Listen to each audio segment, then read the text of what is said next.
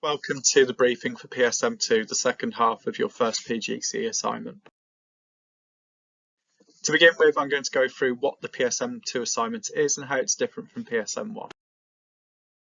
So to begin with, your assignment title is as follows: that Paul Dix believes that and shifting to support mode is a key skill of an emotionally consistent teacher.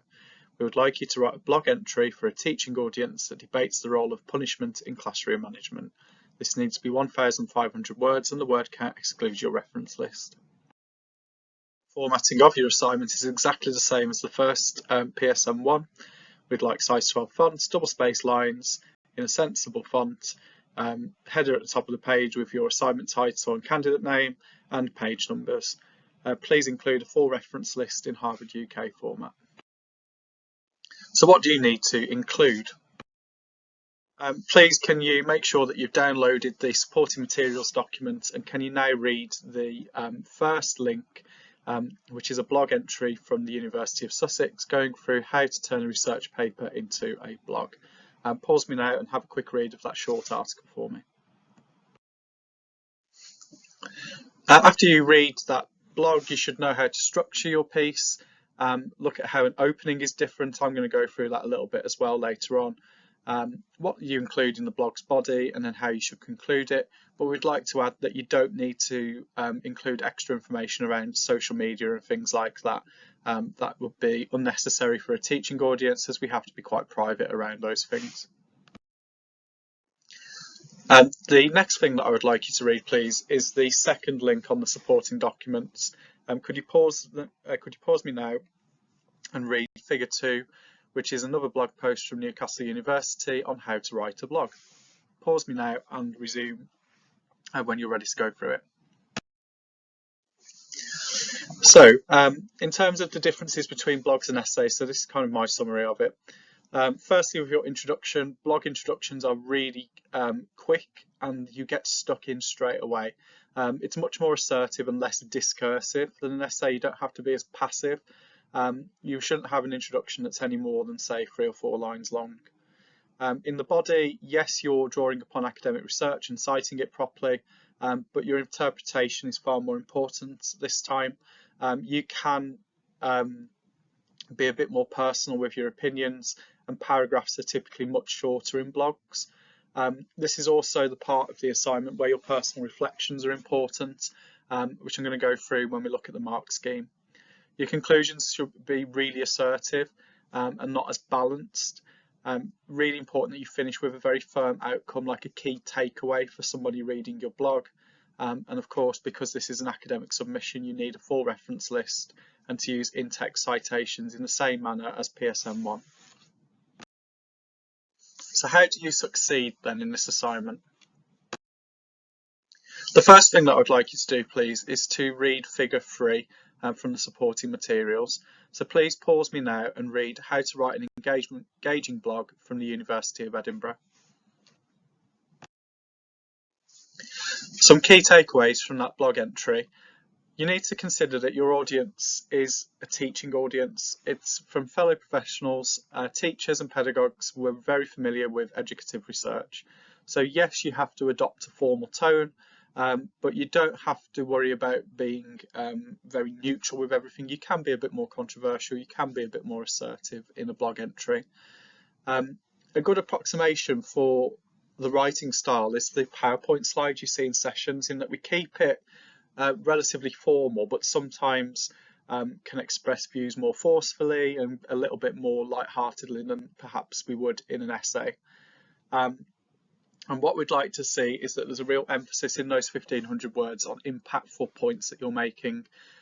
Filler is damaging on all essays or waffle.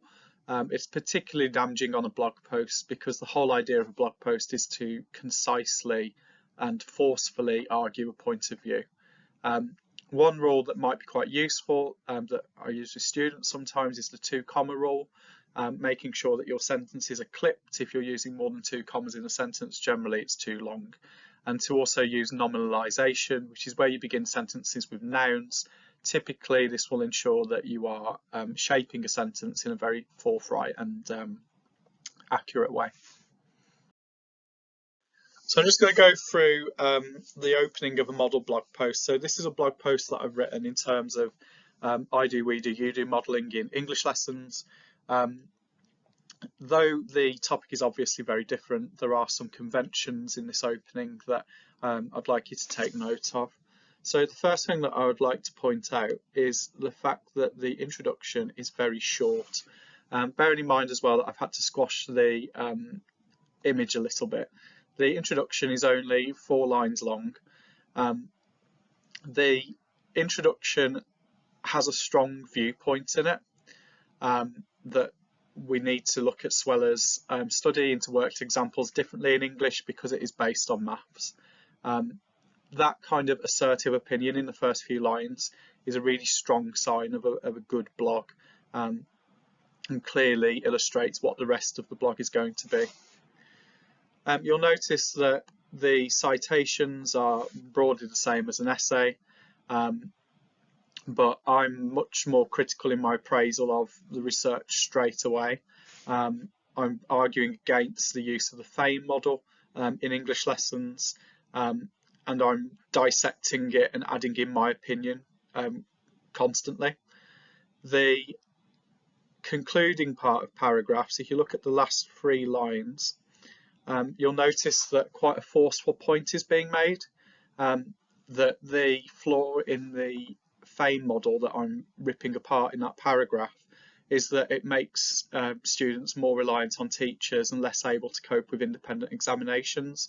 I'd like to see a really kind of forceful conclusion to each paragraph, that you're landing punches with each paragraph that you write, building a very strong argument to conclude with some character and personality with. So I'd like you to pause me in a moment to read the whole blog, which I've uploaded as part of your materials for this assignment. I'd like you to consider as you're reading that blog the following questions, and you may want to make notes. On the line of arguments, the writer's intent, the audience that's been written for, the adaptations to style in a blog as opposed to an essay, and then why the blog overall is effective. So pause me now, have a read of my original blog entry, and then come back when you're ready to go through the mark scheme. Pause me now, please. Okay, the mark scheme is exactly the same as PSM1. The mark scheme is built upon both submissions combined, so we only give the 1 mark for both pieces. So again, if we're looking at the strong pass and above band here, we're looking for critical analysis of education theory, which I've provided several examples from in my blog post on I do, we do, and you do. We're looking for a wide range of academic reading, and we're also looking for, particularly while we're discussing behaviour, a critical analysis of this education topic, that you're looking at the pros and cons of each approach to behaviour as detailed in the set reading, and you're coming out with a very firm conclusion over what you feel is the right approach. Criterion 2, we're looking at implications for your own professional practice. Now the good news is that in a blog entry this is a lot easier than in the first assignment, because at this point of you writing the PSM2, you will have been in classrooms either observing or hopefully doing some teaching of full lessons, and we're looking for evidence that you're reflecting on your own professional practice in comparison to the research that has been undertaken.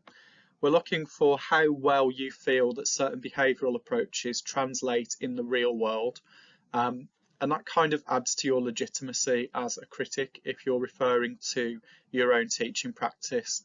Typically though, this is an area where people can fall down, particularly those of you from research backgrounds. You may be over-reliant on research and under-reliant on your own professional practice. So please put in some reflections on how you've seen behavioural policy enacted in schools, and also again frame that in the lens of the wider academic reading that you're undertaking. The third and final criterion is, again, easier on the second part of PSM, I believe, than the first part. And the main reason for that is that behaviour directly impacts the learning and well-being of the students that we teach. We would like you to consider how well do the behavioural policies that you believe in support students in what is quite a challenging time. We know that schools across the country have great problems with behaviour. We know that there are sharply differing views on how we should manage behaviour, and we'd like to see that your approach takes into consideration what's best for the students, and that certainly does not mean that you have to blindly follow the supposedly more compassionate constructivist viewpoint of Paul Dix. You can certainly argue against it. For example, people who support a behaviourist method of behaviour management might argue that by being able to sanction and punish the worst offending students, you're actually defending the right of the majority to learn. It's up to you which end of the argument that you are approaching this assignment from, but we need to see that you're considering the well-being of students. So another difference with blog entries compared to essays is that you may use images, screen grabs, graphs, or diagrams to illustrate your thinking. In the example blog that I gave, I've looked at an AQA mark scheme here in the box, and I'm using the AQA mark schemes references to criticality and exploratory responses to argue that in English we need to teach this far more explicitly and not just rely on the kind of empirical knowledge. Now, in terms of behaviour, you may screenshot some of the data in the reading that I've recommended that you undertake. You may refer to statistics around exclusions. You can use anything you like. It doesn't necessarily benefit the overall mark in any way unless you use it well, but the option to use it is still there. So if you want to use visual stimuli, please do, and please ensure that you reference the visual stimuli in the same way that you would cite a quotation. It needs to be in your reference list and ideally within the text as well. So you may want to pause at this point and have a little break before we begin looking at the debate behind behavioural policy. One of the most significant and controversial issues in education at present, and something we believe that you need as much of a research backing before you go into classrooms as possible. Question that Paul Dix believes that putting the punishment away and shifting to support mode is the key skill of an emotionally consistent teacher. We can see that Paul Dix has a very strong view on the abolition of sanctions, and this can evoke a very impassioned response on the part of teachers who may feel disenfranchised and powerless to manage behaviour in their classroom without some sort of punitive consequence. On the flip side, if you read into Paul Dix's text further, which I'm going to go into in a moment, he argues that if we get school culture right and we get processes of restorative justice right, that the need for sanctions will dramatically decrease by themselves, and that there's no point punishing if the student doesn't know why they're being punished. So it's encouraging a much more constructivist view of building a student's awareness of what constitutes admirable behaviour and how we can implement that in schools. You can argue for or against the statement, or you can go in between. It's entirely up to you. But the reading and research that I'm about to present to you should help you come up with your approach. The first thing I would like you to do is to, again, in a moment, pause the video so that you can read Wilson and Locke's very brief article in Schools Week, debating the no excuses versus nurture approach to behaviour management. One of the schools in the article has a no excuses policy, very much the Tom Bennett approach, and the other school has an almost entirely restorative justice policy and kind of emotion coaching. And what I'd like you to do, please, is to consider the two questions about what their views are and why they believe their approach works, and then which resonates with you more personally. Which would you prefer to teach in? Which would you prefer to send your own child to? Have a think about it from as many different perspectives as you can. So pause me now, have a quick read, and then come back when you're ready. Okay, so the three schools of behaviour are the behaviourist approach, the cognitivist approach, and the constructivist approach. Paul Dix, in the central text for this assignment, goes into a mostly constructive view. When the Adults Change is very much a constructivist text and argues explicitly against behavioralism. Now, behavioralism is the kind of most in vogue and politically expedient method of managing behaviour. The majority of the core content framework that your curriculum is built upon refers to behaviourist thinking. And Tom Bennett, who is an advisor to the government on behaviour, writes from a behaviourist perspective in Running the Room. Paul Dix has also sat on behavioural panels on behalf of the government. Both of them are two of the most significant thinkers on behaviour in the United Kingdom at the moment. So the two kind of have opposing, polarised viewpoints, and we want to see where you lie within the two. That can be, of course, in between. Again, this reading is more optional than the previous blogs and things that I've directed you to during this briefing, but I've put a link to a quite influential paper, on the differences between behaviourism, cognitivism, and constructivism. If you would like to read that, pause me now and follow the link that's provided in the additional materials. I would recommend certainly having a look at it on the basis of understanding those three terms fully may allow you to express your views on behaviour in a more concise way. So if you pause me now and come back when you're ready, I'll move into discussing Paul Dix. So who is Paul Dix? Who is the kind of architect of the quotation behind the assignment? So Paul Dix wrote, when the adults change, everything changes. And we're putting that as recommended reading. One, your top priority is to read this text, because you're going to be debating with Paul Dix as part of the assignment. It's greatly recommended that you read his text and fully get to grips with what his views are. In terms of the linked blog post above, again, a more optional reading this time, but the Chartered College article is a brief summary of what Dix thinks about education. And if you want to read that, pause me now and resume the presentation whenever you're ready.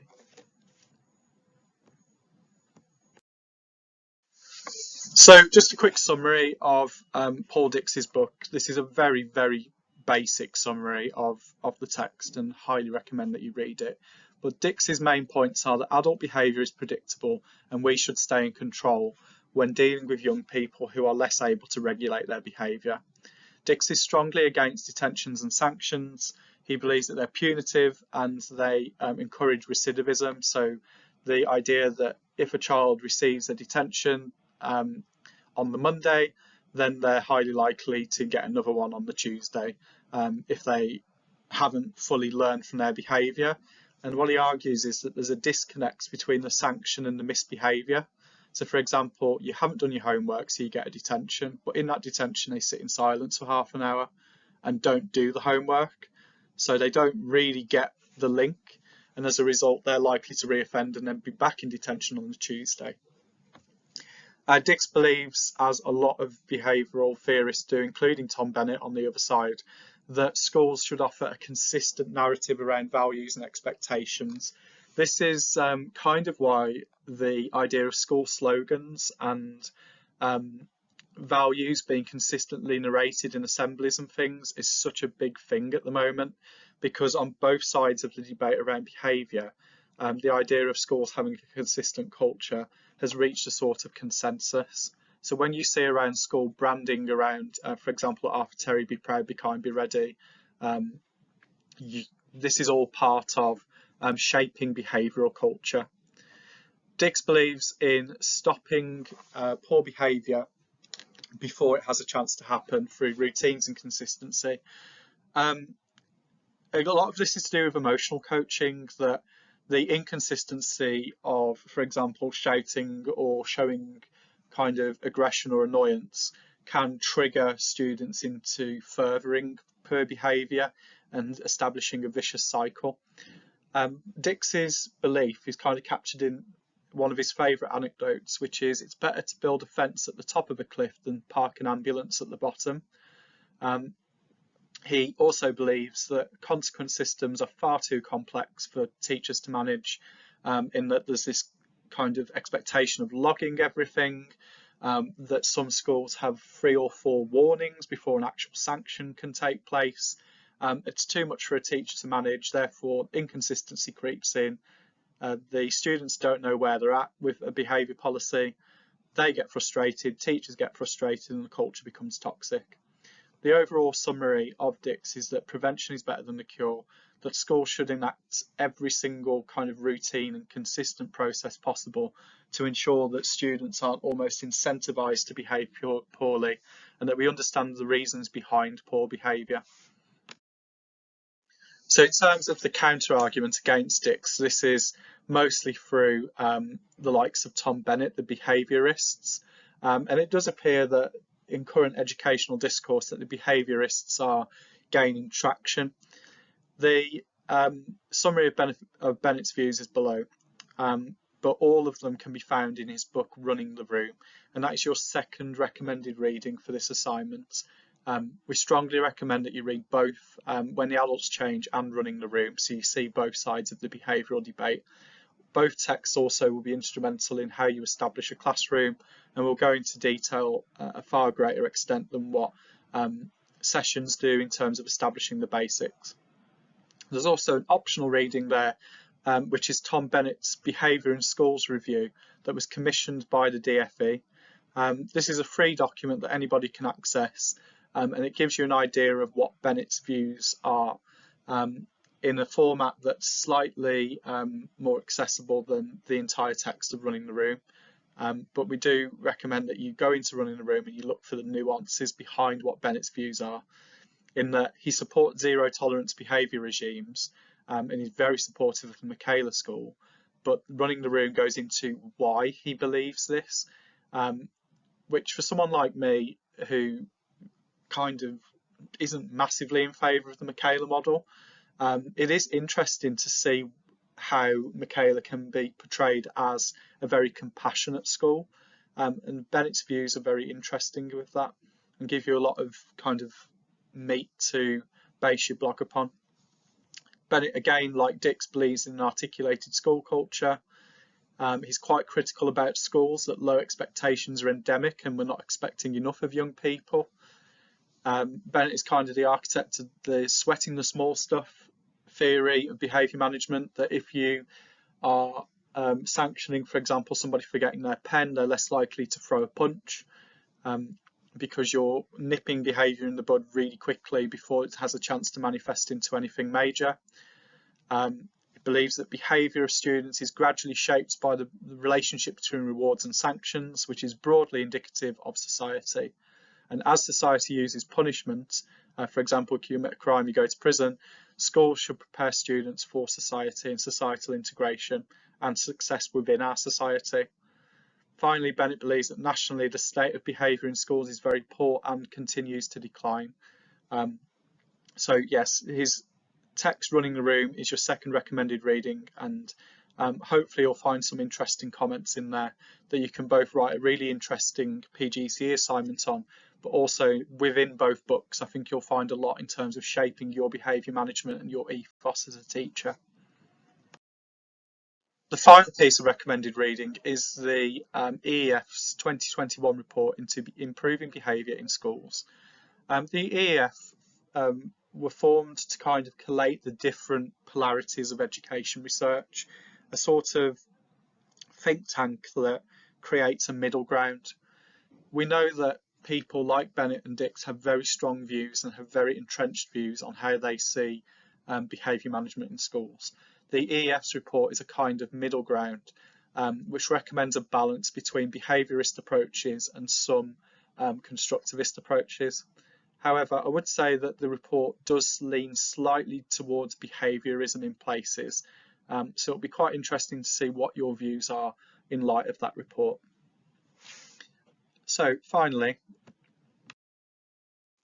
in terms of your to-do list, we'd like you to read the recommended texts and decide upon what your views are on behaviour. What is your personal philosophy around behaviour management in classrooms? We would like you to triangulate your views, the reviews of the research that you've read, and reflections from observed and taught lessons. I'd like to just remind you at this point that in terms of citations, it certainly isn't just the recommended reading. You need to be doing further research and broadening the debate from the binary Bennett versus Dix model that I've gone into. I want to encourage you to reflect upon your own experiences in classrooms and how well these theorists link to the lessons that you see every day. Please go back and revisit the guidance of blog entries and make sure that your submission reads as a blog and not a second essay. If it doesn't read as a blog, then it won't meet the assignment brief. We know there's more set reading in PSM2, and we know that you've gone on placement. We know that your workload is going up. This is normal on PGCE courses across the country. I highly recommend that as soon as you finish watching this briefing that you make a plan of what you're going to do and when. If you leave it till the last minute, you're going to be in a world of trouble in terms of balancing your assignments alongside your teaching commitments. And if you're really struggling, and another reason why you need to get going quite soon with this assignment, if you're really struggling, please book a meeting with your tutor. Give them as much notice as possible. It may be up to a week if their teaching commitments are very heavy. Please understand our roles in school, but we're always here to support you. We'll do everything we can in terms of making sure that you feel as though you can submit something that is the best piece that can be. So I just want to finish by wishing you luck for PSM2 and PSM1. I hope that you're able to submit an excellent portfolio. We're all looking forward to reading what you are going to come up with. And of course, the door is always open if you need us. Thanks very much, guys. Good luck, and I'll see you soon.